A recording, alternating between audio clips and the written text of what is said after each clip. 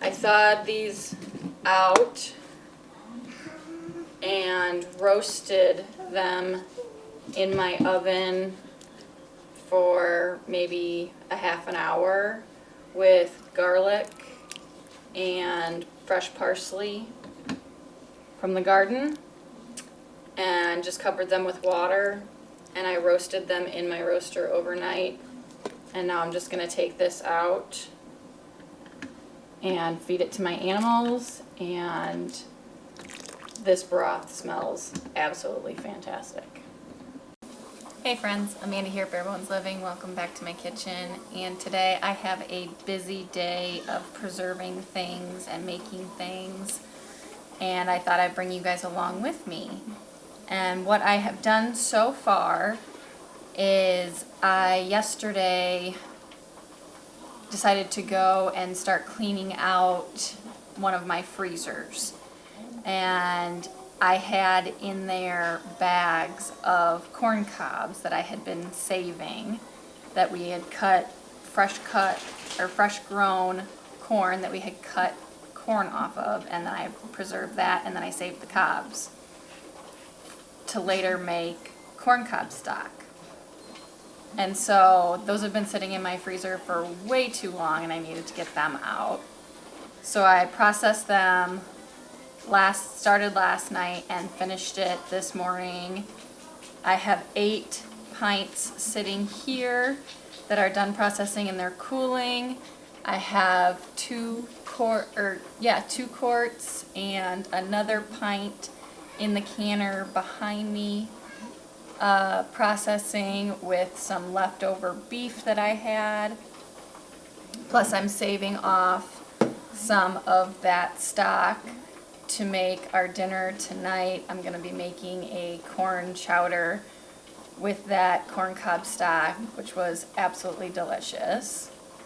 I have also made 2 loaves of sandwich bread because we were in need. We go through lots of sandwich bread for sandwiches and just to snack on. So I made a couple loaves of bread, and what I'm working on now is making breakfast sausage. And I had told you before that, so I made the Italian sausage that is delicious. And then I was still looking, I had tried a breakfast sausage recipe that I wasn't totally wild about, but I have since found another recipe that I did actually like a lot better. So I already have made this before, and I've already canned it, but I didn't show you guys. So I pulled out a 4-pound bag of grinding meat, and I have put that meat through the grinder on the largest grind. And then I mixed up the seasoning, and I'm going to mix in the seasoning into this ground sausage. And then I'm going to send it back through the grinder on the small grind disc that I already have placed in my grinder. And I thought I would just show you guys, share my recipe with you, show you how I'm processing it, and then I'll see what else I can get done, because I also have to go get my son from the bus stop and get him to football practice and get myself to my bee meeting this evening while also making dinner. So I got a lot going on, and I think that after processing this corn cob stock and this sausage, I think that's going to take up all of my morning and early afternoon before the rest of my afternoon and evening is just totally obliterated with other activities. So in here I have my pre-measured out seasonings for my breakfast sausage, and I'll read off the ingredients that I have in here. I will also link them in the description, or I'll put them in the description box below. But and now remember I'm making 4 pounds here, but for 1 pound of meat, it would be a half of a tablespoon of dried sage, 3/4 of a teaspoon of salt, a half a teaspoon of dried basil, a 1/4 of a teaspoon of garlic powder, 1/4 of a teaspoon of onion powder, 1/8 of a teaspoon of oregano, 1/8 of a teaspoon of marjoram, a pinch of red pepper flakes, freshly ground pepper to taste, which I do about a half a teaspoon to a teaspoon, and then a half a tablespoon of maple syrup. So I'm just going to pour this in, which this obviously does not have the maple syrup in it. This is just the dried seasonings.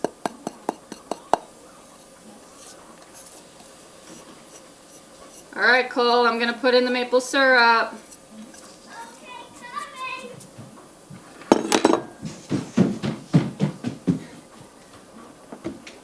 And then I'm in. I know, baby. All right, so I'm going to put 2 whole tablespoons because I'm doing 4 pounds. So there's 1. Pour it in. Good. And 2. Awesome. Good job. Thank you. You're welcome. Is that done? Yeah, now I gotta mix it. So now I'm just gonna get in here with my hands and mix it in as much as possible. And then I'm going to send it back through my grinder to really try to get it into and dispersed through my meat.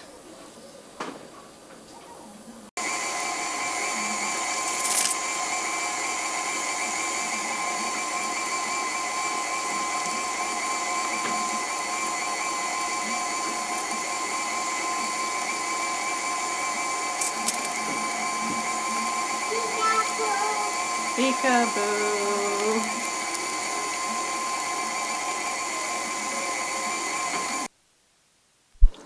Here I am part cooking the pork so that I can successfully can it, because it is just like any ground meat that you can, just like you would beef or whatever.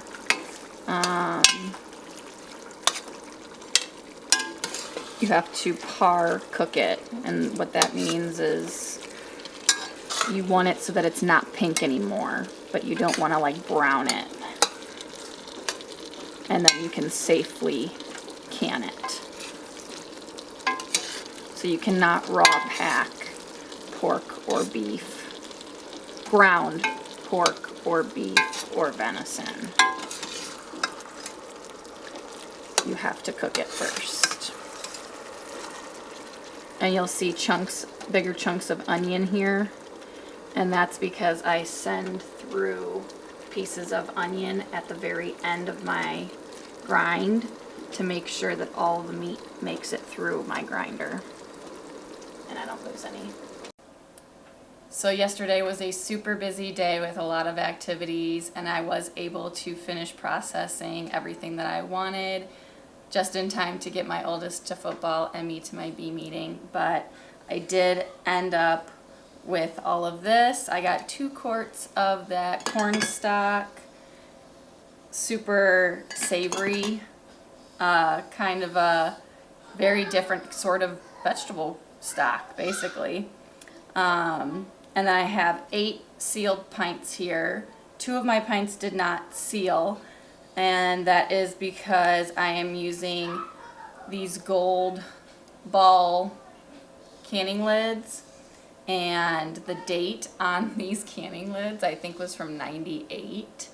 And so I have a pretty good supply of old canning lids that haven't been used that I just bought like in a big, you know, stock, like a bulk buy of used canning supplies.